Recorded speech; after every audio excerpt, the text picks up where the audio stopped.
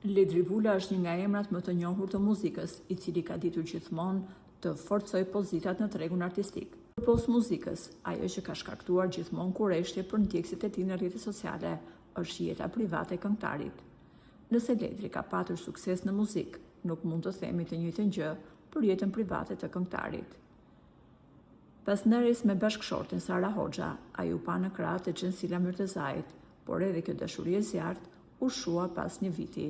Çifti u ndan dhe zhdukën njëri tjetrin nga rrjetet sociale, por së fundmi në media është folur për një pjesë shumë delikate të jetës së Ledrit, që ai gjithmonë e ka shmangur në intervistat e dhëna.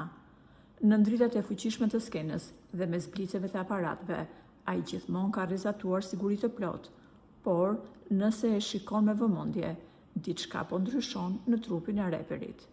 Prej kohësh, fansat dhe syri i mpreti publikut kanë vënë re disa njolla të bardha që po përhapen me ngadalë.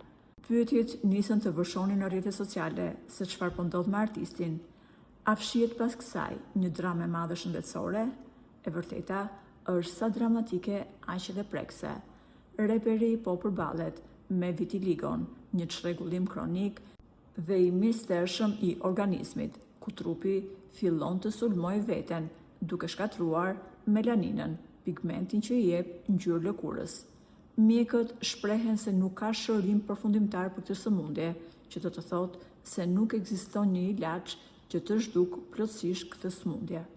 Ndërsa vetë Ledri ka zgjedhur të mbajë një heshtje hermetike, duke mos bërë asnjë deklaratë publike për sfidat e tij shëndetësore.